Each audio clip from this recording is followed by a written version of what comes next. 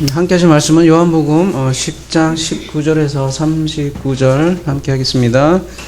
요한복음 10장 19절에서 39절 엘로힘 하나님의 말씀이라는 제목을 가지고 함께 나누도록 하겠습니다. 19절 이 말씀으로 말미암아 유대인 중에 다시 분쟁이 일어나니 그 중에 많은 사람이 말하되 그가 귀신 들려 미쳤거늘 어찌하여 그 말을 듣느냐 하며 어떤 사람 말하되 이 말은 귀신 들린 자의 말이 아니라 귀신이 맹인의 눈을 뜨게 할 수 있느냐 하더라. 지금 분쟁이 일어났는데요. 지난주 우리가 살펴본 말씀은 양과 목자의 관계에 대해서 살펴봤습니다. 성경은 그림으로라고 했습니다. 많은 그림으로 하나님과 우리의 관계를 말씀해 주시는데요. 지난주는 이제 양과 목자의 관계에 대해서 말씀을 해 주셨죠. 근데 오늘 말씀과 같이 예수님께서 이렇게 많은 수많은 그림 언어로 그림으로 얘기를 해도 못 알아듣는 사람들이 있더라는 것이죠. 그들이 보기에는 예수가 하는 말이 어쨌든 하는 거예요. 예수의 말을 가만히 들어보니까 미쳤다 이렇게 표현을 하는 거죠. 그러니까 저 귀신 들려 미쳤거나 이렇게 하는데 귀신 들렸다는 거는 제정신이 아니라는 거고 미쳤다는 거와 동일한 거죠. 미친 사람이 어떻게 맹인의 눈을 뜰 수 있느냐 이렇게 서로 이렇게 뭐라 하죠? 이렇게 논쟁이 일어난 거죠. 그래서 사실 예수님께서 하신 말씀을 우리가 제대로 전할 때 사실은 세상 사람들이 보기에는 미친 사람들 얘기처럼 사실 들려야 사실은 정상이겠죠. 미쳐야 미친다는 말이 있습니다. 우리 한번 제대로 미쳐봅시다. 근데 그 사람들이 맹인의 눈을 뜰 수 있게 하느냐 이렇게 얘기하는데 사실은 이런 말을 하는 사람들이 지금 눈먼 자라는 사실을 지적을 하고 있고요. 그래서 22절에 그들의 눈먼 상태를 잘 표현해 주는 말씀이 22절에 예루살렘에 수전절이 이르니 때는 겨울이라. 제가 제목을 수전절 때는 겨울이라 이렇게 하려다가 앞에 말씀으로 바꾸긴 했는데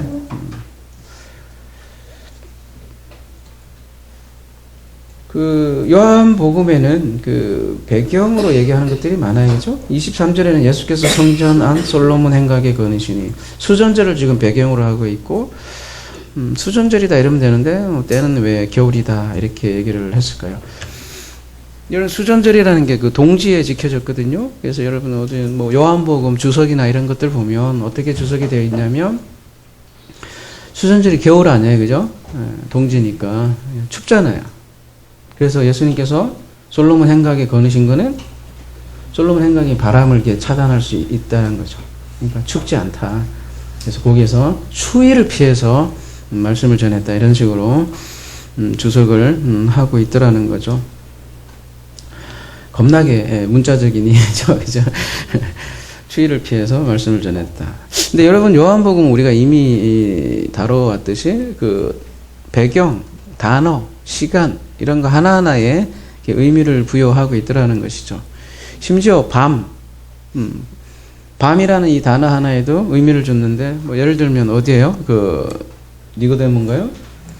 요한복음 3장 2절에 보면, 그가 밤에 예수께 와서, 이것도 밤에 이제 부사절로 이렇게 생각되지만 원어에 보면 소유격이라고 그랬죠. 밤에 예수께 와서 예수께로 오긴 왔는데 밤에 왔다는 거예요. 근데 그 밤의 상태를 밤에 예수로 이렇게 표현을 하는 거예요. 그런 식으로 밤이라는 게 이렇게 의미를 두고 예를 들면 유다가 요한복음 13장 30절 가볼게요. 유다가 그 조각을 받고 곧 나가는 때가 언제래요? 그 밤이다 이렇게 얘기를 하고 있죠. 밤에 나갔다는 사실 외에도 이런 의미를 두는 것이 요한복음의 그 언어 사용법인데요. 그러니까 예수께서 단순히 추위를 피해서 솔로몬 행각에 계신 것은 아니라는 거죠. 그러면 왜 이 말씀을 할까? 그 의미를 우리가 살펴보도록 하겠습니다. 우리가 그동안 요한복음을 계속 살펴보았듯이 요한복음에는 계속해서 뭐가 나오냐면 유대인들의 뭐가 나와요? 절기가 나와요. 그죠? 절기가 명시되어서 그 절기에 해당하는 메시지를 계속 우리에게 전해주고 있다는 사실이죠. 예를 들면 내가 생명의 떡이다 이렇게 말씀하셨잖아요. 내가 생명의 떡이다란 말은 내가 곧 오병이어다 라는 얘기예요. 그 6장에 보면 그 오병이에 대한 자세한 강의가 나오잖아요. 근데 그 오병이어가 일어난 사건의 절기가 언제라 그래요? 6월절이다 이렇게 얘기를 하고 있죠. 그래서 6월절 배경으로 6월절을 배경으로 해서 오병이어 사건을 얘기를 하고 있고, 요한복음 7장은요 초막절을 배경으로 하죠. 그러면서 선언하는 메시지가 내가 그 물이고 내가 그 빛이다 이런 말씀들을 하고 있죠. 그래서 6월절이나 초막절이나 이 모든 절기가 그 실체가 바로 그리스도임을 알려주기 위해서 요한은 절기를 배경을 삼아서 계속해서 이야기를 전개해 나가죠. 그렇다면 오늘 주된 배경이 되는 이 수전절이라는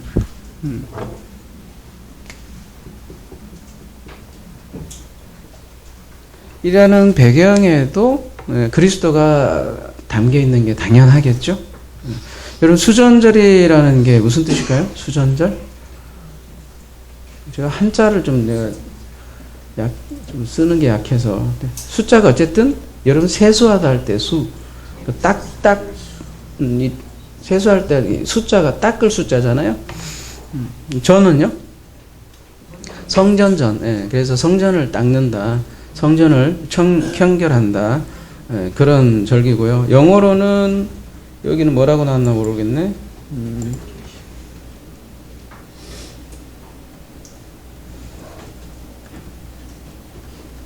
데디케이션이라고 나왔죠? 몇 절이에요? 여기 그러네요. 여기 Feast of the Dedication이라고 나왔는데, 데디케이션이라는 게 뭐예요? 영어 찾아보면 봉헌이라는 뜻이에요. 그죠? 봉헌, 뭔가 드리다라는 뜻이에요. 그러니까 성전을 깨끗이 청소해서 새롭게 봉헌한다 그런 뜻을 가지고 있는 게 바로 수전절이라는 거죠. 이 수전절이 나온 배경을 조금 우리가 알 필요가 있는데요. 그 시리아 왕이죠. 안티오코스 4세 에피파네스, 이름도 길어서 어려운데, 에피파네스라는 사람이 그 제우스 신상을 세우고요. 거기다가 제단 위에 그 희생 제물을 바치게 한 때가 주전 167년 12월 25일이었다고 합니다. 그러니까 일종의 유대인들이 보기에는 어때요? 성전이 더럽혀진 거죠. 기분 나쁘죠. 이방신의 제단을 세워놓고 거기다가 제물을 바치게 하니까. 그러니까 어때요? 유대인이 뿔받았죠. 열받았죠. 그래서 대항을 해요. 그래서 말하자면 혁명을 일으키는데, 그게 누구냐면 여러분 중간사라고 있어요. 그 말라기야하고 신약 중간사에 보면 중요한 인물인 마카비라는 사람이, 유다스 마카비오스라는 사람인데, 이 사람이 164년에 바로 25일에 그러니까 수전절에 이 성전을 빼앗아서 깨끗이 성전을 탈환한 거죠, 말하자면. 그래서 깨끗이 청소를 하고 제단을 회복했다 해서 이 지키게 된 절기가 수전절이라는 거죠. 그래서 요세푸스라는 역사학자도 이 절기를 가르쳐서 빛의 절기다 이렇게 표현을 하고 8일 동안 축제를 했다고 해요. 그래서 8일 동안 하루에 하나씩 이렇게 촛대에 등불 하나를 하나씩 밝혀가고, 마지막 8일째는 어떻게 되겠어요? 그러면 촛대에 불을 모두 이렇게 밝혀진 거죠. 그래서 수전절을 등화제라고도 불렀는데요. 초막절에도 그 빛이 나오잖아요. 이게 초막절하고 수전절이 다른 것은, 초막절은 유대인들 성인들이 예루살렘에 이렇게 모여서 지켰지만, 수전절은 각 그 집에서 예루살렘까지 올 필요 없고 각 집에서 이렇게 지켰다는 거죠. 그런데 오늘 본문에서는 이 겨울이다, 수전절이라도 해놓고 이 수전절 곧 이때는 겨울이다 이렇게 얘기를 하고 있습니다. 왜 이런 겨울이다 이런 말을 했을까요? 여러분, 원래 12월 25일이에요. 어디서 좀 익숙한 요일이죠. 12월 25일이 뭐예요? 크리스마스라고 여러분은 생각을 할지 모르지만 원래 동지예요. 동지. 동지를 축하하는 그 이방 그 축제일이죠. 12월 25일이. 그 아까 누구예요? 그 안티파네스가 그 제우스를 섬긴 그 날짜도 그 날이고요. 근데 이 날이 또 마카비가 그 성전을 탈환한 날도 이때라고요. 그래서 말하자면 동지가 뭘로 바뀐 거예요?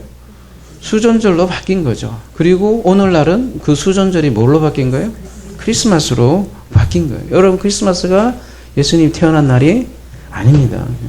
아니에요. 그 날이 아니에요. 동지가 크리스마스로 바뀐 거고 수전절이 바뀐 거고. 그래서 우리가 때는 겨울이다 이렇게 얘기를 하는데 이렇게 이해하셔도 비슷한 거예요. 크리스마스, 그러니까 12월 25일에 사람들이 어때요? 산타 클로스가 아니라 주인공 되고, 그죠? 루돌프가 조연이 되고, 이렇게 해서 막 기뻐하잖아요? 근데 이때는 크리스마스인데, 때는 겨울이다. 이런 말은 무슨 말이겠어요? 크리스마스인데, 이 사람들이 그 크리스마스의 참된 의미를 모르고, 룰루랄라, 막 비키고, 빛을 켜고, 축제를 8일 동안 열심히 하지만, 사실은 그걸 알고 있느냐? 지금 참된 그 수전절의 실체인 그리스도가 돌아다니고 있는데 그들은 그리스도를 알지 못하고 인선이 겨울이다 이렇게 얘기를 하는 거죠. 수전절이 봉헌절 데디케이션이라고 했는데요. 사실은 이 마카비 정권 이전에도 봉헌식이라는 거는 있었어요. 언제요? 열왕기상 가볼게요. 8장 63절에 성전 봉헌이라는 것을 하죠. 그죠? 솔로몬이 하목제 희생제물을 드렸으니 곧 여호와께서 드린 소가 22,000마리요 양이 12만 마리라. 이와 같이 양과 모든 이스라엘 자손이 여호와의 성전에 봉헌식을 행하였는데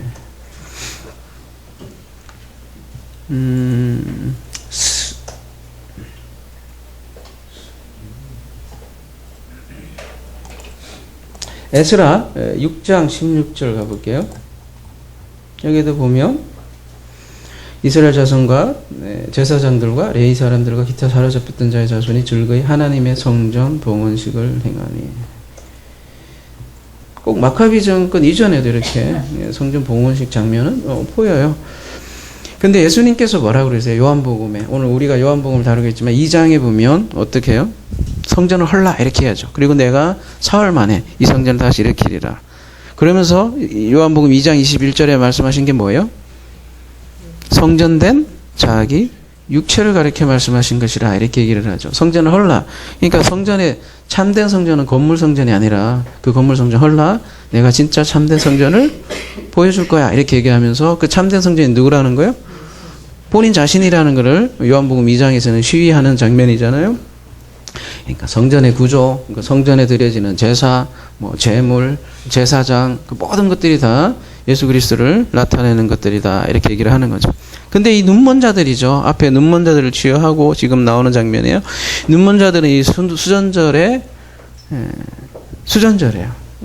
진짜 성전인 예수를 알아보지 못하는, 그걸 표현하기 위해서, 때는 겨울이다. 이렇게 얘기를 하고 있죠. 지금도 마찬가지잖아요. 봉헌식이라는 걸 하죠. 헌당식이라고 하나요? 지금은 헌당식이라고 하죠. 그죠? 혹은 교회 설립 예배 이런 얘기를 하잖아요. 그죠? 기업을 설립하는 것도 아니고, 그죠? 간판 달고 손님 모여갖고 잘 모르겠어요. 저는 그런 거.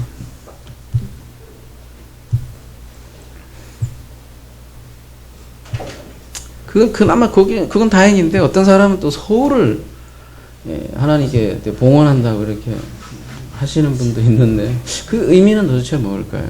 그죠? 하여튼 그 봉헌식, 그 요한복음 오늘 10장에요. 몇 절에 했어요? 그 예수께서 성전한 솔로몬 행각에 거느신다. 이렇게 수전절에요. 겨울에 솔로몬 행각을 이렇게 거느시는데요. 제가 여러분 솔로몬 행각이 뭔가 좀 여러분에게 도움을 주고자 아주 친절하게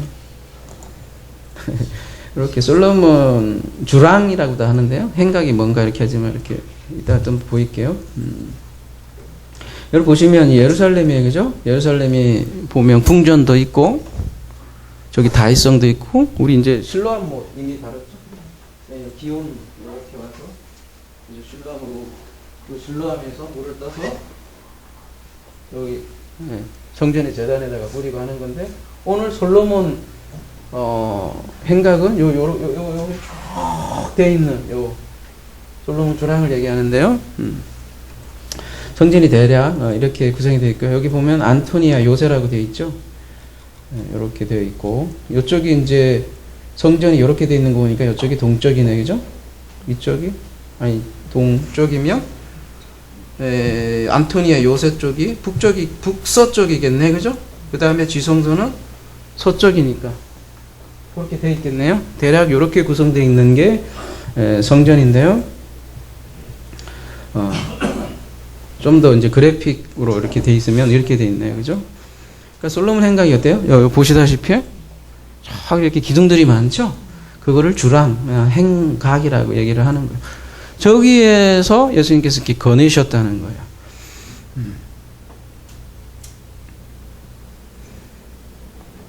근데 여기 가만히 보시면, 여인의 뜰이 있고요. 여인의 뜰이 어디 있어요? 여기 있네. 그 다음에 이방인의 뜰은 어디에 있겠어요, 그러면? 여기 솔로몬 행각 주위에 이렇게 제일 바깥에 있는 데가 이방인의 뜰이고, 그 이방인의 뜰이 이제 들어가면 여인들의 뜰이 있고, 또 저기 이스라엘의 뜰이라고 또 따로 있죠. 아무나, 그러니까 그 이방인들은 이방인의 뜰에서 노는 거고, 거기까지만 들어가는 거죠. 이렇게 다 구분이 되어 있는데요. 특별히 이 솔로몬 행각에 어때요? 여기 보면 이렇게 생긴 장면으로도 보여주는데 요 밑에 보면 사람들이 어때요? 굉장히 많아요. 그래서 그리고 제일 넓은 장소이기도 하고 그래서 여기서 토론을 하거나 뭐 가르치고 그랬던 장소인 거죠. 여기 보면 여기 저 뒤에 보이는 이 북서쪽에 보이는 건 안토니아 요새라고 해서 로마 군인들이 이제 경비도 서고 그랬던 거죠. 그래서 사도행전에 보면 베드로가 설교를 하는데 수많은 사람들이 믿었다는 게 표현이 나오잖아요. 이렇게 사람들이 많았던 것은 이 솔로몬 행각이고 그래서 사도행전 3장에 보면 그 미문에 있던 거린을 고치고 나서 그 다음 장면 사람들이 많이 모이는 것이 바로 이 솔로몬 행각이었다는 거죠.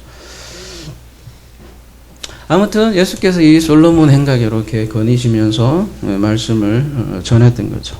근데 그때가 겨울이래요. 왜 겨울이라고 했을까요? 여러분 겨울이라는 게 뭘까요? 성경에서 말하는 겨울이?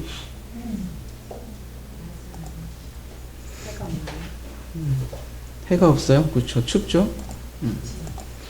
예레미야 8장 20절 가볼게요. 추수할 때가 지나고 여름이 다하였으나 우리는 구원을 얻지 못하니라. 추수할 때가 지나고 우리도 그렇잖아요. 물리적으로 추수할 때가 지난 때가 겨울이라고 하고 여기는 예레미야에 의하면 추수할 때가 구원의 때로 이렇게 표현을 하고 있고 여러분 마가복음 보면 이런 말씀이 있죠. 13장 18절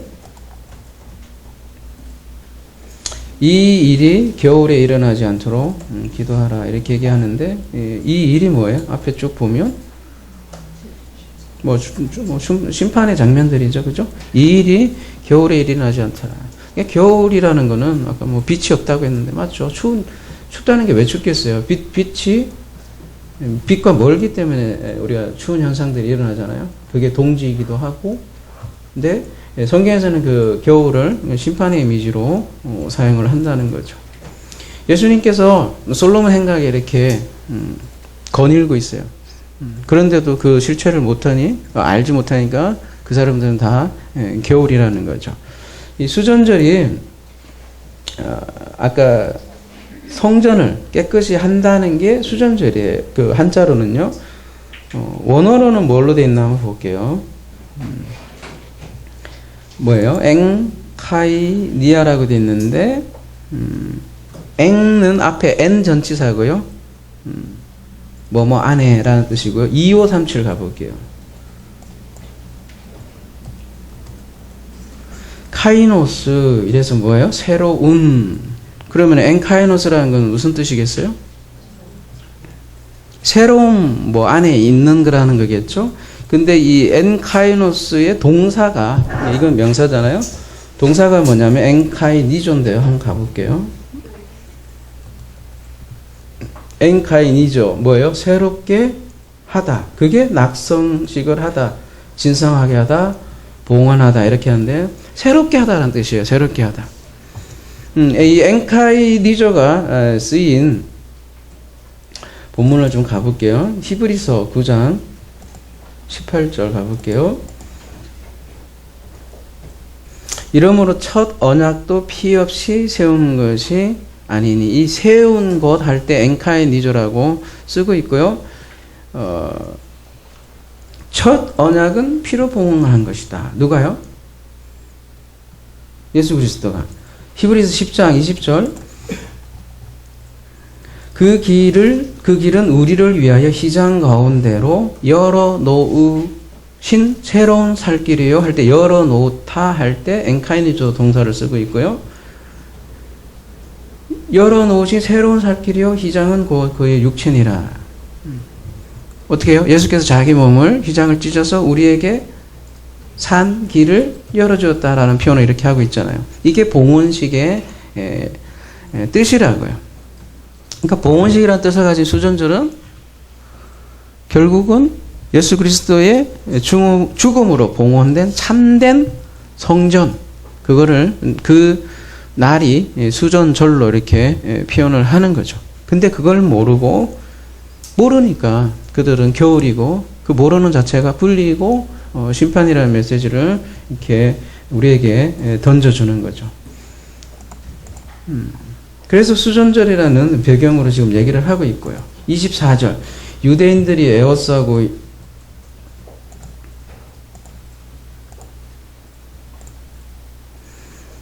이르되 당신이 언제까지나 우리 마음을 의역하게 하려 하나이까? 그리스도면 밝히 말씀하소서 하니.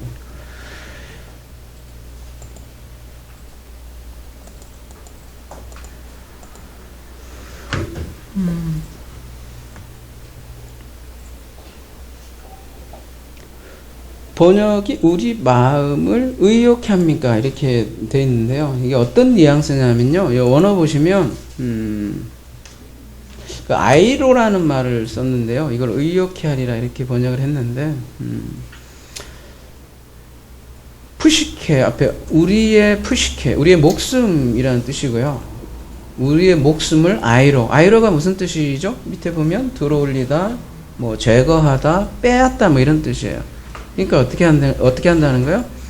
당신이 우리의 목숨을, 호흡을, 생명을 빼앗아 가렵니까? 쉽게 얘기해서 답답해 미치겠다 이거예요. 한마디로.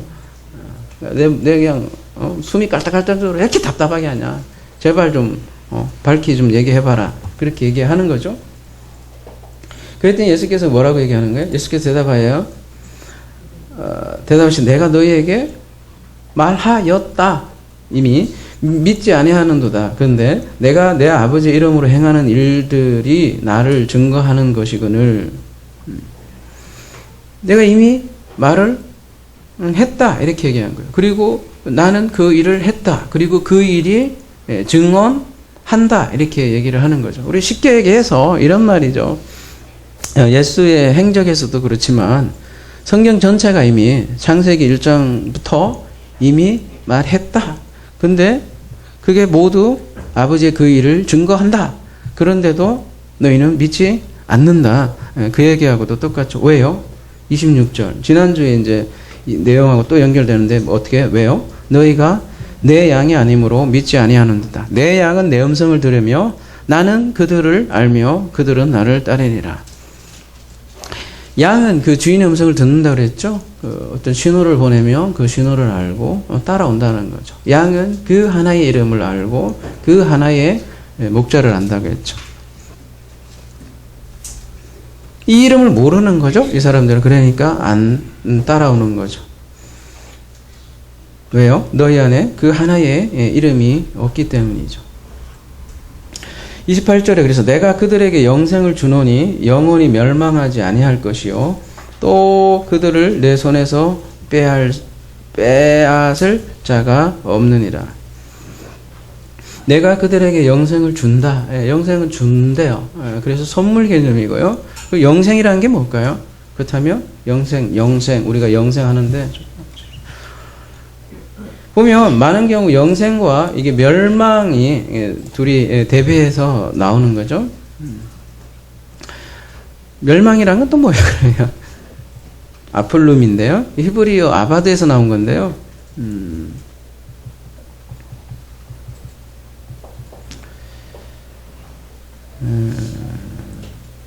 민수기 16장 33절 가볼게요.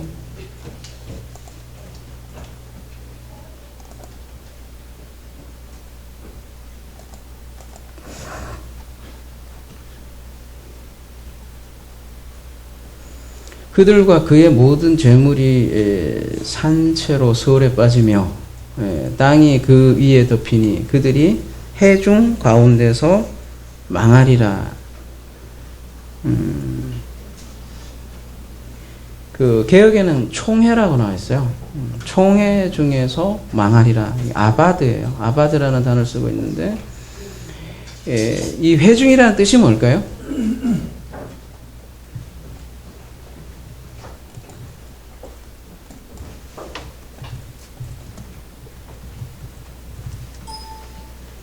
이 회중이란 뜻이 뭘까요? 가할. 응? 회중이란 뜻이 뭘까요? 가할. 모이다란 뜻이에요. 함께 모으다. 그런 동사에 나왔는데 신학적 용어로 하면 이게 뭐예요?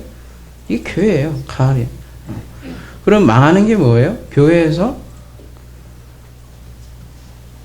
끊어지는 거. 무슨 얘기냐면 출애굽기에도 이런 말씀이 있어요. 출애굽기 12장 19절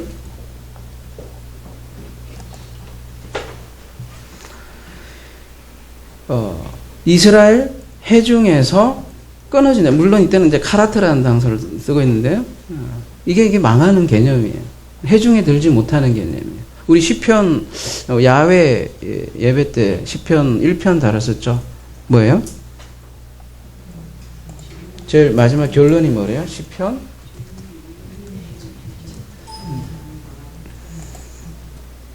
그 앞에 5절부터 그러므로 악인이 심판을 견디지 못하며 의인의 회중에 들지 못해라. 이 의인의 회중이라는 게 바로 교회예요.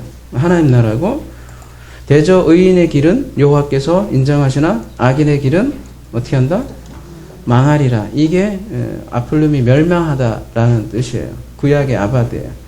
뭐예요? 밑에 보면 헤매다. 길을 잃고 헤매고 그런 거예요.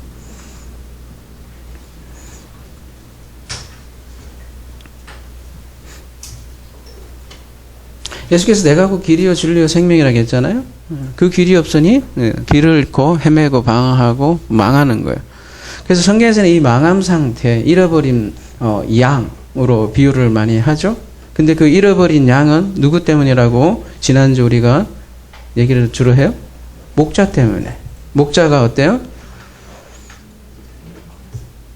양을 흐른다 이렇게 얘기를 하고 있죠.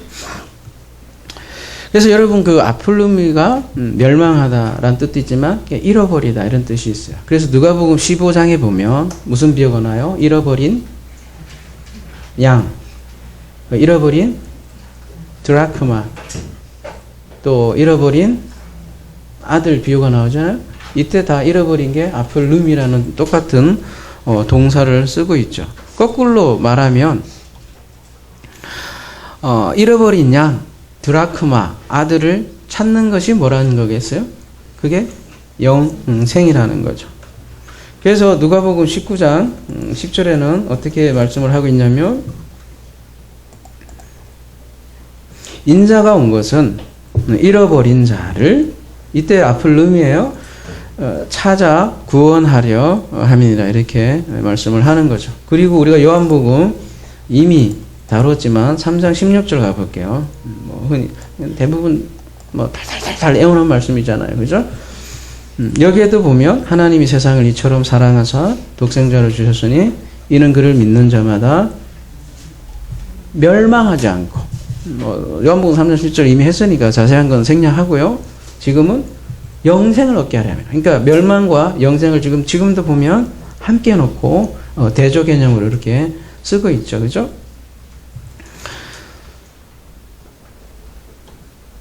그러면 다시 이제 영생이란 뭘까요?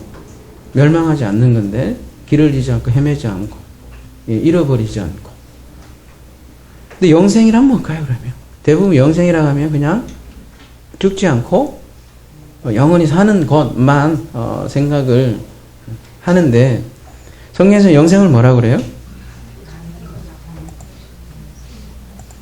자, 영생은 곧 유일하신 참 하나님과 그가 본이신 자 예수 그리스도를 아는 것이다, 이렇게 얘기하는데, 물론 이때 아는 거란 그냥 thinking해서 아니면 묵상해서 메디테이션해서 그 아는 정도가 아니라 어떤 알미라고 그랬어요?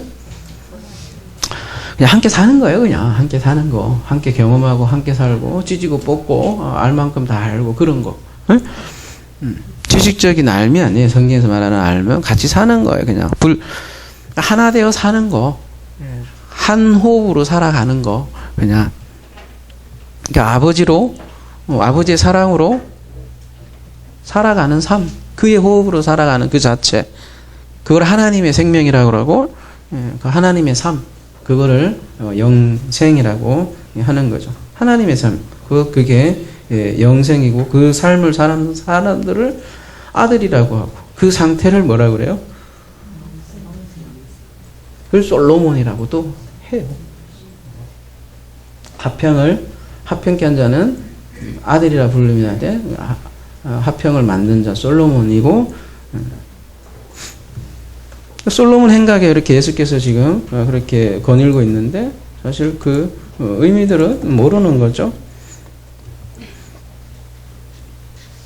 지금 멸망에 대해서 지금 얘기를 하고 있는데요. 요한복음 여러분 기억하실지 모르겠는데 한번 잠깐 더 살펴보도록 하겠습니다.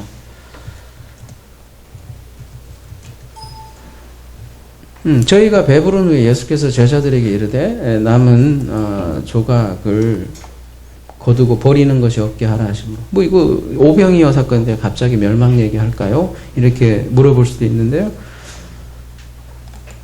관련이 있어서 말씀드립니다. 이에 거두니 보리떡 5개로 먹고 남은 조각이 12바구니에 찼더라.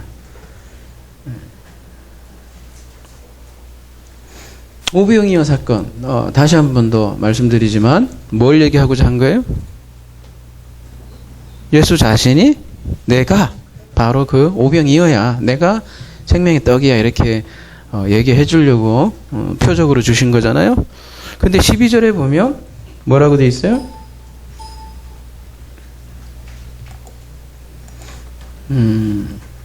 남은 조각을 거두고 버리는 것이 없게 하라, 이렇게 얘기하는데요. 이 버리는 것이 없게 하라 할 때 이 버리는 게 오늘 또 똑같은 단어를 쓰고 있는 아폴룸이에요. 똑같은 단어잖아요, 그죠? 그리고 뭘로 거두래요? 여기 시나고라고 되어 있는데, 이게 시나가그, 해중, 모으다라는 뜻이에요. 근데 뭘로 모으더래요?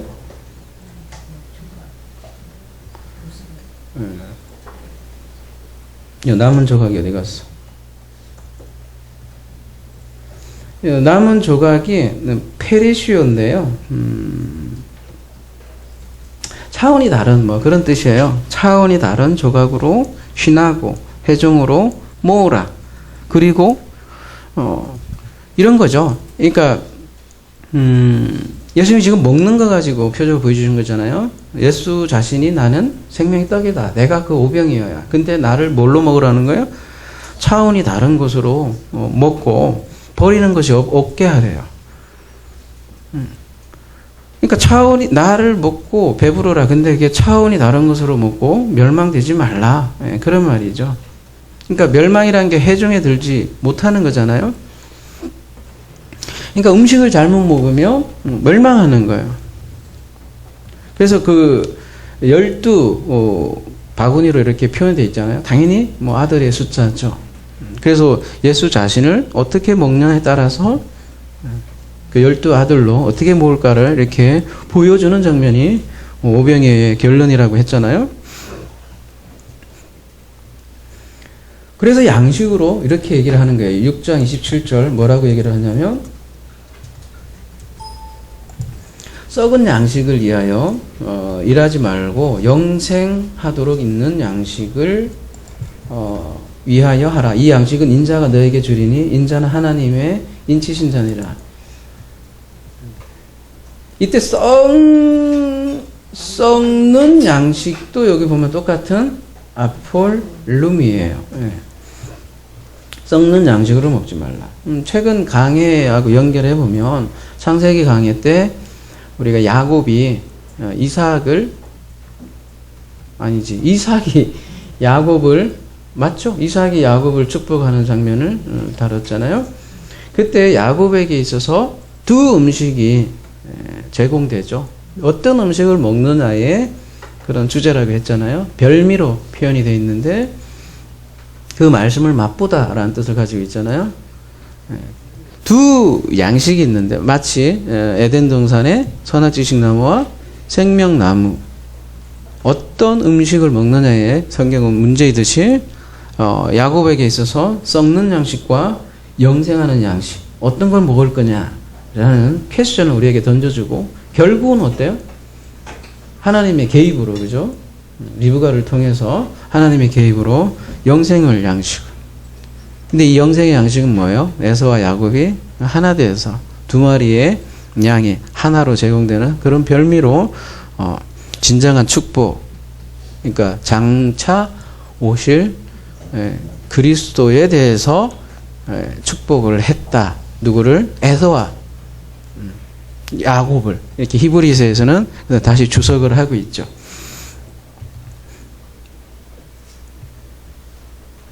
지금 영생과 멸망이라는 걸 지금 계속 얘기를 하고 있어요. 그러니까 영생, 멸망이 우리가 자꾸 먼 미래에 있을 일로만 생각을 물론 이어지죠. 그렇지만 지금 벌써 여기서 이루어지고 있고 그거는 결국은 말씀을 어떻게 먹느냐의 문제고 거기에 따라서 이미 썩을 양식을 먹는 그 순간 자신이 먹는 것이 그 사람이라고 하잖아요. 사람이란 자신이 먹는 것 그 자체다 이런 얘기도 하잖아요.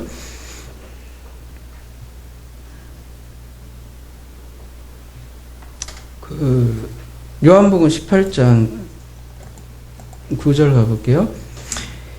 이는 아버지께서 내게 주신 자 중에서 하나도 아폴룸이 잃지 아니하여 싸움나이다 하신 말씀을 응하게 하려 하심이니라. 이때도 아폴룸이라는 단어를 쓰고 있어요. 그래서 하나님께서는 반드시 자기의 약속을 지킨다. 그래서 우리 그리스도에게 준 양을 하나도 잃지 않는다. 그렇게 얘기를 하시고 그래서 오늘 요한복음 본문도와 똑같은 맥락으로 이런 말씀을 하는 거죠. 10장 29절 그들을 주신 내 아버지는 만물보다 크심에 아무도 아버지 손에서 빼앗을 수 없느니라. 왜 아버지 손에서 빼앗을 수 없어요? 네? 요 로마서 8장 말씀으로 이해를 하면 쉬울까요? 그러나 이 모든 일에 우리를 사랑하시는 이로 말미암아 우리가 넉넉히 이기니라. 내가 확신하노니 사망이나 생명이나 천사들이나 권세자들이나 현재일이나 장래일이나 능력이나 높음이나 깊음이나 다른 어떤 피조물이라도 우리를 우리 주 그리스도 예수 안에 있는 하나님의 사랑에서 끊을 수 없느니라. 원동력은 뭐라는 거예요? 사랑 때문인 거죠. 아버지의 사랑 때문에 손에서 빼앗을 수 없다 이렇게 얘기하죠. 그러면서 예수님께서 다음과 같이 말씀을 하십니다. 나와 아버지는 하나이라 하신대. 엄청난 말씀하시죠? 아버지는 만물도 크다고 하는데 또 아버지와 나와 아버지는 하나이다. 이렇게 하니까 유대인들이 어떻게 나와요? 유대인들이 다시 돌을 들어 치려 하거늘. 왜 예수를 다시 돌을 치려 한다는 거, 예수를 죽이려고 한다는 거 아니에요? 왜요? 예, 32절에 나오잖아요. 그 밑에 33절 뭐라고요? 예수께서 대답하시되 내가 아버지를 말미암아 여러 가지 선한 일로 너에게 보였거늘 그 중에 어떤 일로 나를 돌려치려 하느냐. 34절에 그 답이 나와 있네요. 유대인들이 대답하되 선한 일로 말미암아 우리가 너를 돌로 치려 한 게 아니라. 가만히 들어보니까 너 신성모독하고 있잖아. 뭐예요? 나와 아버지는 하나다 이러니까 이 사람들이 생각하기엔 뭐라고 들은 거예요? 네가 사람인데 네가 하나님이냐? 네가 지금 하나님이라고 하는 거 아니냐? 죽어야 되겠네. 이렇게 얘기를 하는 거죠. 심성모독을 저기 참남이라고도 이렇게 번역을 하는데 참남이라는 게 뭐예요? 참남하다? 참남? 그런 거예요? 한자로 보면 참남, 이게 넘친다는 거예요. 참 범람할 참남 이렇게. 아까 뭐라고요? 말도 안 된다고? 맞아요. 너무 심하다라는 뜻이에요. 참남이라는 뜻이. 너무 넘친다. 야, 너 가도 너무 갔다. 넘어도 넘어섰고 차도 너무 넣다. 말도 안 된다. 그런 얘기죠. 원어적인 의미는 한번 가볼게요.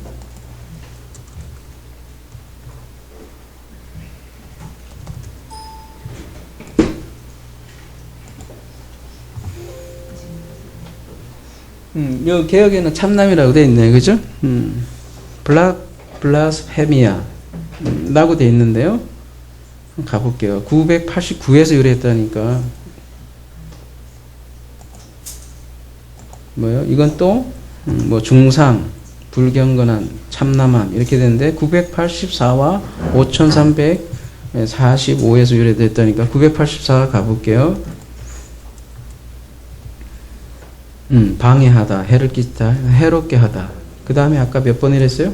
5345번? 해미, 진술, 소문. 5346번에서 유래됐으니까 하나만 더 가볼게요.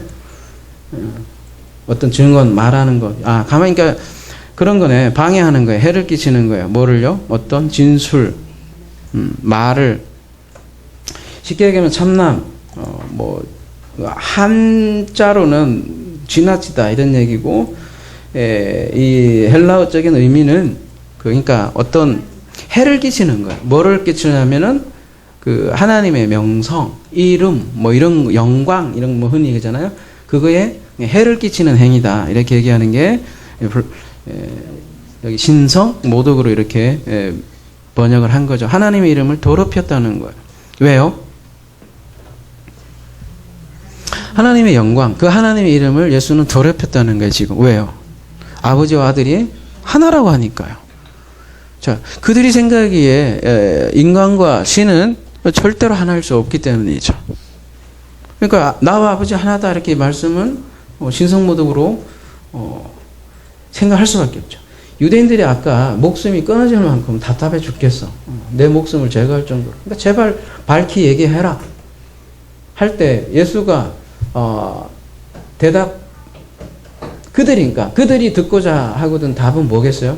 그래, 내가 바로 너희들이 기대하고 고대하던 바로 그 메시아, 즉 다윗과 같은 그 메시아, 그 선지자야, 그 그리스도야, 그 메시아야, 이런 말을 딱 시원하게, 그러니까 나를 믿고 따라와. 그러니까 시원하게 얘기해주고 싶은 그들에게 오히려 그들의 상상을 초월하는 다른 개념의 아예 신개념으로 얘기를 하고 있는 거죠. 그들이 아니라 세상 사람들도 마찬가지고, 사람들이 신이라고 하면 유대인들이 생각하는 신개념은 어때요? 너무 높은 곳에 계시고요. 그죠? 두려운 하나님이에요. 너무 높고 우리하고 너무너무 달라. 결코 하나일 수가 없어요. 하나일 수가 없어요. 근데 예수님은 지금 그들의 신관념을 정면으로 부수는 장면이에요. 정말 충격적인 선언이고, 나와 아버지는 하나이다. 쉽게 얘기해서 아들과 아버지는 하나이다라고 이렇게 지금 선언을 하는 거죠. 충격적인 선언이죠. 그들에게 있어서는. 그러면서 이제 하는 말씀이, 내가 다른 말 하는 게 아니라 성경에 있지 않냐. 34절 예수께서 이르시되 너희 율법에 기록된 바 내가 너희를 신이라 하였노라 하지 아니하였느냐. 35절 성경은 패하지 못하나니 하나님의 말씀을 받은 사람들을 신이라 하셨거든. 이렇게 나오는데, 이 율법에 기록됐다고 했으니까요. 성경이 피하지 못한다. 이게 어디에 나오는 말씀이겠어요? 예, 시편 82편을 가볼게요. 그래야 좀 이해가 되겠죠?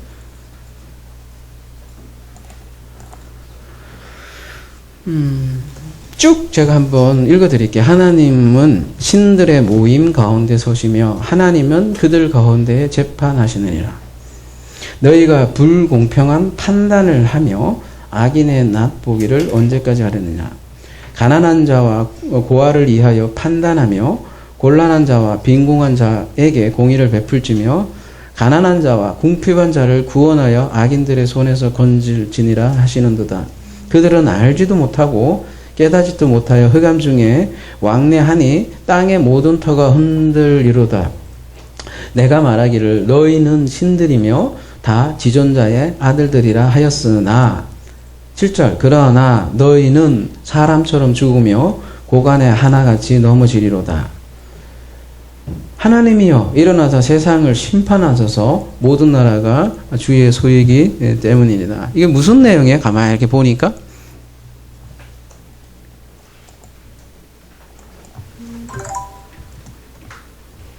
네? 시편 82편이 무슨 내용 같아요? 가만히 보니까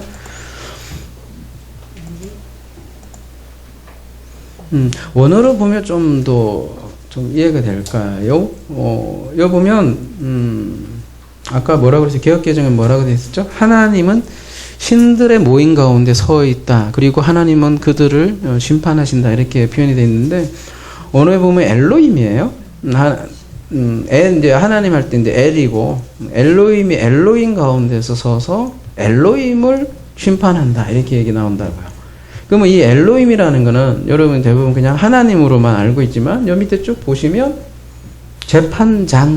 재판관들도 엘로힘이라고 성경을 쓰고 있어요. 우리가 엘로힘과 여호와에 대해서 우리가 한번 알아본 적이 있어요.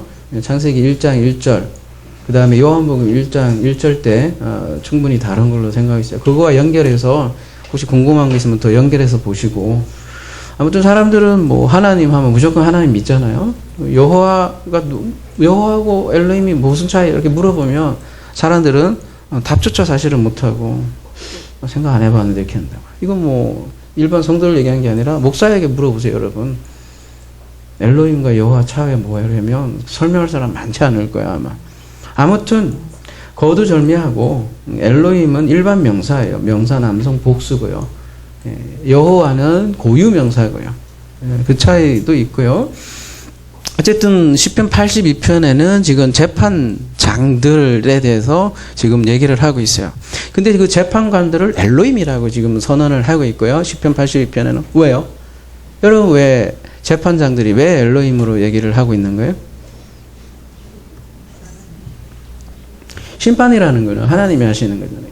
근데 그 심판을 재판장들에게 위임하는 개념으로서 재판장들을 사용을 하는 거죠. 하나님을 대신해서 심판하는 기능이에요. 근데 그 심판의 기준이 뭐예요? 율법이라고요. 하나님의 말씀. 그래서 요한복음 오늘 10장에서는 그거를 하나님의 말씀을 받은 자들은 이렇게 번역을 했는데, 그건 좀 더 이따 얘기를 하고요. 어쨌든 그 율법을 기준으로 해서 하나님의 일을 대신 대행하는 자들을 재판장들이라고 얘기를 하는 거죠. 하나님의 대리인이에요, 재판장들은. 그러니까 우리가 지금 뭐 사법고시 뭐 합격해서 그런 재판관 얘기만 하지만 그렇죠. 뭐 그 재판관들도 궁극적으로 따지고 들어가 보면 뭘 기준으로 재판을 하겠어요? 법이잖아요, 그죠? 법. 근데 그 법이라는 거는 성경에서 말하는 그 법이라는 건 궁극적으로 그 하나님 그 자체죠. 그러니까 그 하나님의 그 자체 말씀으로 판단을 하니까 그 자체가 벌써 심판 행위가 된다는 거죠. 여러분 요한복음에서도 계속 그런 얘기를 하잖아요. 하나님 아버지가 심판하지 않는다. 누가? 아들이 심판하는데 아들도 직접적으로 심판하는 게 아니라 그의 말씀으로 심판한다 이렇게 얘기를 하잖아요. 근데 지금 시편 82편이 고발하고 있는 건 뭐냐면 이 재판장들을 고발하는 거예요. 이 장면은. 왜요? 가난한 자와 고난한 자를 판단하며 곤란한 자와 빈곤한 자의 공의를 베푸는 이게 재판장들의 엘로힘의 일이란 말이에요. 근데 그들은 그 일을 하지 않았다고 지금 고발을 하는 거고요. 그리고 6절 보세요. 내가 말하기를 너희는 신들이며 다 지존자의 아들이라 하였다. 이게 엘로힘이에요. 내가 너희를 엘로힘이라고 하고 엘론 그러니까 지존자의 아들. 그래서 가만 보면 이 개념이 어떻게 돼 있어요? 너희를 엘로힘이고 또 아들이고. 그러면은 이 엘로힘과 아들 개념이 어떤 개념으로 쓰고 있어요? 지금 같은 개념으로 쓰고 있다. 그러니까 아들이 심판을 한다는 맥락을 알겠어요? 시편 2편에 보면 다윗에 대한 아들에 대한 제왕 시편이라고 하잖아요. 근데 그 아들에게 입 맞춰 그러면 망하지 않는다고 나오잖아요. 그 기름 부음 받은 자들을 성경에서는 아들이라고 그러고 그 기름 부음 자들은 성령을 디도미하는 존재이기 때문에 그 아들이 재판 역할을 또 하는 거예요. 제사장 역할도 하는 거고요. 우리 여러 가지 그림원으로 얘기한다고 그랬잖아요. 근데 이 재판관은 바로 그런 개념이라는 거죠. 그거를 엘로힘이라고 하고 엘로힘과 아들을 지금 같이 대꾸로 사용하고 있다고요. 그래서 성경에서 이스라엘 백성들을 뭐라고도 표현을 해요? 출애굽기 4장 가볼게요.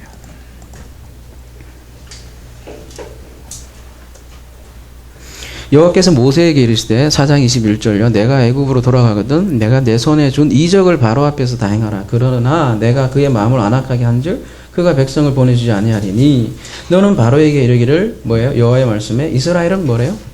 내 아들이래요. 내 아들. 그러니까 이스라엘도 아들이라고 불렀다고요. 그러니까 엘로힘은 곧 아들의 개념이기도 하고요. 여러분 창세기 1장 1절 다시 한번 묵상해 봅시다. 그죠? 근원 안에서 엘로힘이 하늘들과 땅을 발아 창조했다. 요한복음 1장 1절 이 말씀이 곧 하나님이라. 그러니까 창세기 1장은 누구의 사역이에요? 엘로힘의 사역이라고요. 근데 그 엘로힘이 누구와 일을 하는 거예요? 근원 안에서 머리인 근원 안에서 일을 한다고요. 그러니까 하나님은 결국은 누굴 통해서 일한다? 아들을 통해서 일한다. 이게 성경의 대메시지라고요. 그래서 그 엘로힘을 우리가 살펴봤지만 이 엘로힘 자체가 뭐예요? 그래서 뭐라고 그래요?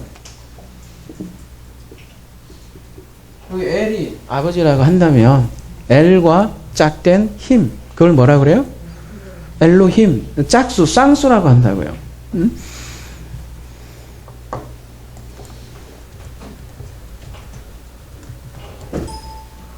샤마임도 마찬가지죠? 그죠? 샤마임도 보면 뭐예요? 이 샤마임이 거기에 물이 있다는 뜻도 있고 이름 이 쉔이라는 게 이름이잖아요. 이름 짝들이기도 하고요. 같은 개념이겠어. 하늘과 엘로힘이 땅을 하늘 짝으로 만든다는 개념이 창조 개념이에요. 창조 개념. 그러니까 이 재판장들이 할 일은 뭐냐? 시편 82편에 얘기하는 거는 가난한 자를 살리고, 그죠? 고아를 살리고 그런 역할을 하는데 어떻게 했다는 거예요? 안 했다는 얘기예요. 그래서 지금 이스라엘의 그 뭐죠? 지금 요한복음의 용어로 한다면 이 지도자들을 질책하는 장면이 시편 82편이라고요. 원래 하나님을 받은 자들은 신들이라 했을 때 이 배경이 뭐냐면 신의 산을 배경을 하고 있어요. 신의 산에서 뭐를 했어요? 이스라엘 백성들이 하나님의 말씀을 받았다고요. 그러면 그 받은 그 존재들을 아들이라고 하고 엘로힘이라고 불러준다고요. 하나님은. 근데 그들은 무슨 사건이 있었어요? 금송아지 사건이 있었다고요. 그 이후로 뭐 같이 되었다고 그래요? 아까 사람과 같이 뭐라고 표현이 되어 있었죠? 아까 10편 82편에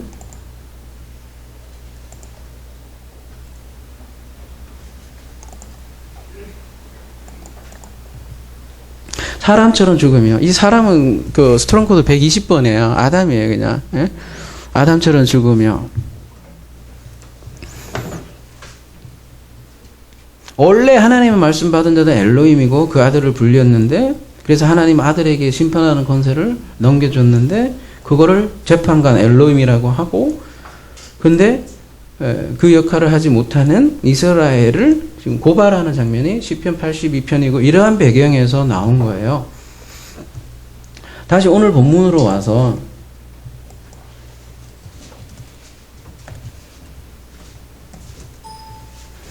자, 성경은 패하지 못하는 하나님 말씀을 받은 사람들을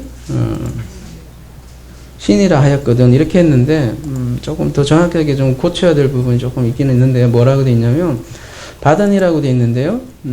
기노마이예요. 직설법 과거 디포넌트 중간 디포넌트고요. 그러니까 하나님의 말씀 단수고 그 단수로 하나님의 말씀으로 기노마이가 뭐예요? 받다라는 건 많이 안 쓰고 대부분은 되거나 뭐 만들어지거나 뭐 그러는 거예요. 이루어지거나. 그러니까 고지고대로 번역을 하자면 하나님의 말씀이 된 하나의 그 말씀으로 된 단수 쓰고 있으니까 그들을 뭐라고 해요? 신들. 여기는 떼오이라고 되어 있는데 아까 그 히브리어로 얘기하면 여기 떼우스라 되어 있는데 남성 복수예요. 그죠? 아까 그게 그러니까 히브리어로 얘기하면 엘로 힘이라는 거죠. 그러니까 하나님의 말씀으로 만들어진 자예요. 그들을 엘로힘이다 라고 지금 얘기를 하는 거예요. 근데 이게 되다가 기노마이가 중간 디포예요. 디포라는 건 뭐라 그랬어요? 하나님의 일하심으로 그렇게 만들어지는 거를 디포넌트 동사라고 그래요. 그러니까 하나님의 일하심으로 말씀이 된 자라는 뜻이에요. 그러니까 성도의 존재가 뭐라는 거예요? 성도들의 존재가 그래서 말씀이에요. 성도들의 존재 자체의 근본이 성도들도 말씀들이라고요. 그래서 요한계시록 19장 9절에 다시 한번 가볼게요.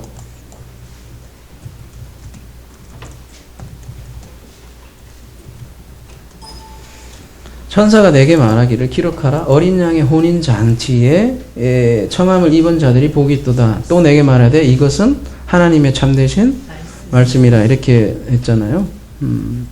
이것은이라고 번역이 되어 있는데 이게 참남이에요. 이게 진짜 이게 참남한 번역이에요. 그죠? 남성 복수잖아요. 그러면 사람이잖아요. 그죠? 그러면은 복수니까 뭐야? 이들은이죠? 하나님의 여기는 복수를 쓰고 있네요. 진리의 말씀들이다. 누가요? 어린 양의 혼인잔치에 칼레오 청함을 받은 자들은 이들은 뭐예요? 하나님의 말씀들이다. 이 존재 개념을 물건으로 바꿨죠. 하나님이 뭔가 말씀하셨어. 그게 참된 말씀이에요. 이렇게 얘기하는데 그게 아니라 청함을 받은 이들이 누구예요? 어린 양의 혼인잔치 청함을 받은 자들이 신랑의 청함을 받은 신부. 오늘 요한복음 10장으로 얘기하면 그 하나의 이름으로 모인 하나의 양떼, 그 청함을 받은 자들도 말씀이라고요. 사람은 떡으로 살 게 아니라 말씀으로 산다는 이유가 뭐냐면 사람의 본질은 말씀이라고요, 여러분. 그래서 말씀이 육신을 입는다는 게 그 말씀 그 자체인 하나님이 우리의 육신을 입고 사는 거예요. 그걸 보여준 게 예수 그리스도고 그거를 말씀이 육신이 되었다라고 하는 거고요.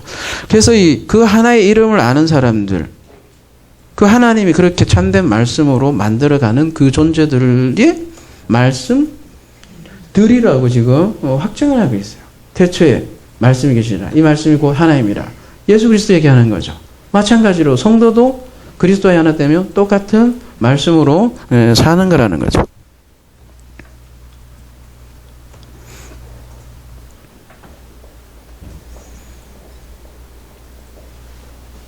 엘로힘 제목 있잖아요. 하나님 말씀 그 자체예요. 엘로힘이. 여러분 하나님이 누구예요? 하나님 어디에 계시죠? 이렇게 자꾸 추상적으로 생겼는데 말씀 그 자체가 하나님이라고요. 그리고 제목도 엘로힘 하나님 말씀들을 하려다가 단수로 했다고요. 왜요? 요한복음 10장 35절에 이렇게 단수로 되어 있어요. 그 하나의 말씀으로 기노마이 된 자들 그들의 집합자가 또 신들이라 하지 않느냐 이렇게 얘기를 하지만 그건 인간의 언어의 표현이고 어쨌든 다 하나의 말씀이죠.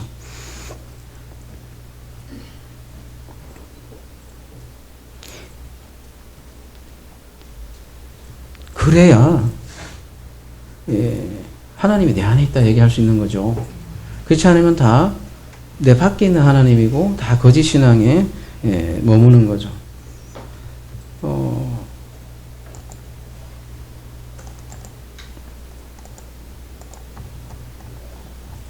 36절이요.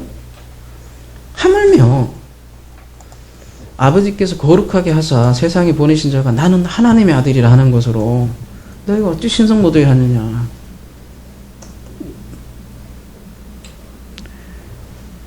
예수 자신은 자기를 신이라도 얘기도 하지도 않았어요. 예수님은 그냥 너 아들이야 이렇게 얘기했는데 이거 갖고 니들이 신성 모독 하냐 이렇게 한다. 아니 성경에 다 나와 있지 않냐. 이스라엘 백성들도 아들이라고 하는데 나는 어떤 사람이야? 거룩하게 하사 세상에 보내진 자래요. 거룩하게 하사 이 말을 왜 썼을까요? 나를 구별하게 하사, 나를 깨끗하게 하사 그런 뜻이란 말이에요. 수전절이란 뜻이 그거예요. 닦을 숫자가 거룩하게 하다, 구별하다, 깨끗하게 하다. 수전절이란 뜻이란 말이에요. 이게 니들이 지금 수전절 지키는데 하물며 나도 아들이라고 하는데 이게 어떻게 해서 이게 신성모독이냐 이렇게 얘기를 하는 거죠.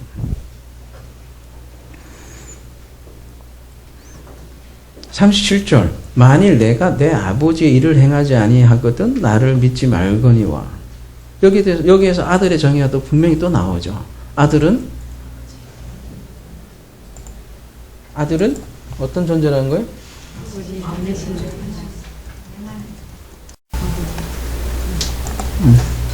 우리 에르곤에 대해서는 참 많이 이미 함께 살펴보았어요. 그죠? 하나님의 그 일을 포위해요 하는 자. 그죠? 아싸 개념이에요. 그죠? 행하든지 뭐든지 하여튼 성취하는 자. 아들은 그러면은 정의가 뭐예요? 아들은 아버지의 에르곤을 포위해요 하는 자, 성취하는 자. 아버지의 일이라는 건 뭐겠어요? 아버지의 그 일? 생명 창조. 생명 살리는 그 일 자체. 창조 사역을 아들은 한다고요. 그거의 언약이 창세기 1장 전체 다시 한번 묵상해 보십시오.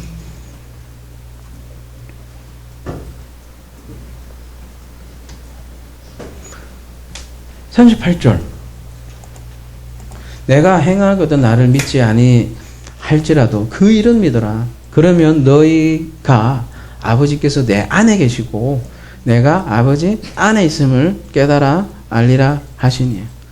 겉으로 보는 뭐 육신 보고 너희들 얘기하지 말라는 거죠. 겉으로 봐서 뭐 내가 아버지 아들 하나다라니까 너희들이 신성모독이라 별소리 다 하는데 내가 하는 얘기는 그 얘기 아니라고. 내 안에 행하시는 아버지의 그 일을 믿으라고요. 저 뒤에도 계속 나오지만 계속 이런 말씀을 하세요.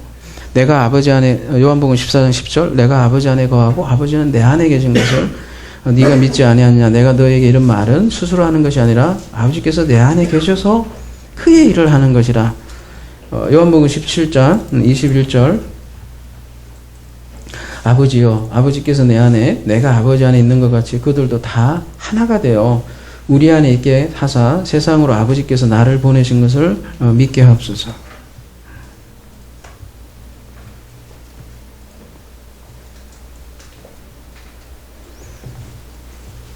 엘로이 개념이 그 하늘 짝에 엘이 우리 짝으로 함께 있는 거예요. 어디 딴 데 계신 게 아니라고요.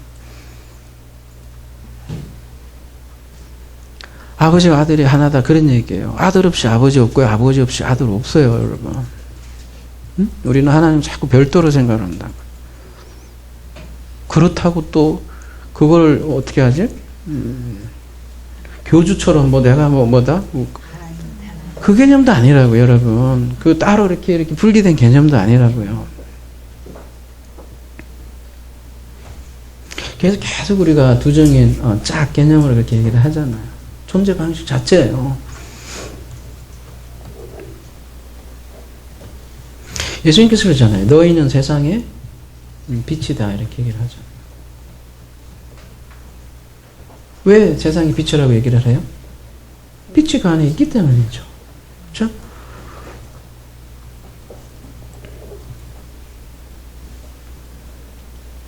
빛이 없으면 어떻게 돼요? 그래서 아니 빛을 계속 비춰서 얘기를 한다고요. 그 안에 그 이름이 없는 사람들, 그 빛을 못하는 자들은 결국은 어떻게 되겠어요? 39절 그들이 다시 예수를 잡고자 하였으나 그 손에서 벗어나 나가시니라. 소경이에요, 소경. 나는 이미 말했다, 이렇게 얘기를 하고 아무리 얘기를 해도 못 알아먹는 그들은 예수를 잡으려고 하나 그 손에서 벗어나 나가시니라. 여러분 소돔과 고모라 사건에 보면 이 비슷한 장면 나오죠, 그죠? 소돔과 고모라 그 백성들이 어때요? 천사들을 갑자기 눈이 멀어버리죠. 그리고 천사들 못 잡고, 그죠? 못 알아먹어요, 천사의 말들을, 이 인간들은. 그래서 오늘 본문 배경이 수전절이에요. 성전이 어떻게 되는 날이에요? 깨끗해지는 날이라고. 성전이 깨끗이 청소가 될 때 엘로힘의 실체가 보인다는 거죠. 하나님의 이름이 너무 더럽혀져 있어요, 지금.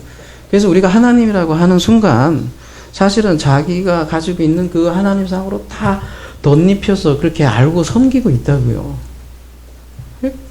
그걸 성경에서는 다른 하나님이라고 그래요. 나를 다른 하나님으로 섬기지 말라. 제 1계명이에요. 1계명도 다 전부 다 믿잖아요. 하나님 믿고. 뭐든 간에, 부처든 간에, 뭐든 간에. 예수님께서 왜 그런 기도를 하겠어요? 뭐라고 주님께서 가르친 기도 뭐예요? 당신의 이름이 거룩히 여김을 받으시고 막 겁나게 어렵게 별명되어 있지만 당신의 이름이 깨끗해져라. 당신의 이름이 깨끗해지길 바랍니다. 그 얘기는 뭐 얼마나 이 이름이 아버지라는 이름이 더럽혀져 있으면 그런 기도를 하겠냐고 그러죠. 그 아버지 이름 회복하는 게 주기도문이라고요. 그래서 발복에 보면 마음이 청결한 자는 복 있나니 그들이 하나님을 볼 것이다. 이 수전절이에요. 마음이 청결해져야 이 수전절이 되는 거지. 안 그러면 눈먼 소경이라고요.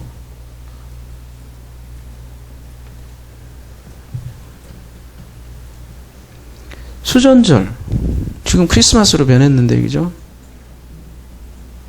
이 성전이 깨끗이 청소돼야 이 말씀이 이해되는 거예요. 뭐예요? 아버지가 내 안에 계신다. 이렇게 얘기해도 몰라 먹어.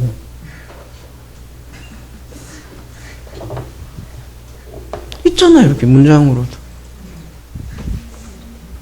뭐 자꾸 어디서 자꾸 찾아요.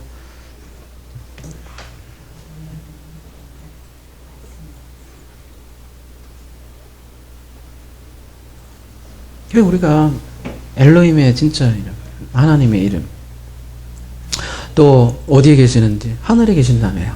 그러면 그 하늘이 뭔지, 진짜 의미를 알게 되면 그 성전이 다른 것이 아니라 또 내가 그 참된 성전임을 알면 그날이 바로 뭐가 되는 거예요? 수전절이 되는 거예요. 겨울은 지나가니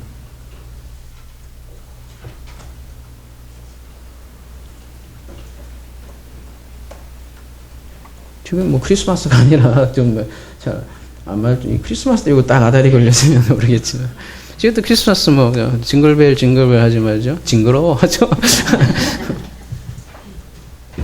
너무 모르고 그 절기를 지키는 것 같다는 거죠.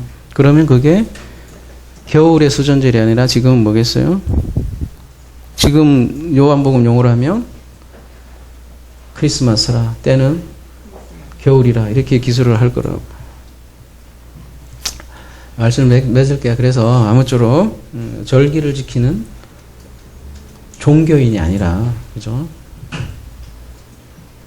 어떻게 하면 그 절기를 잘 지키며 이뻐해 주시는 그 하나님, 내 밖에 계신 하나님이 아니라 아버지께서 그 말씀으로 만들어가는 그 아버지, 내 안에서 일하시는 아버지.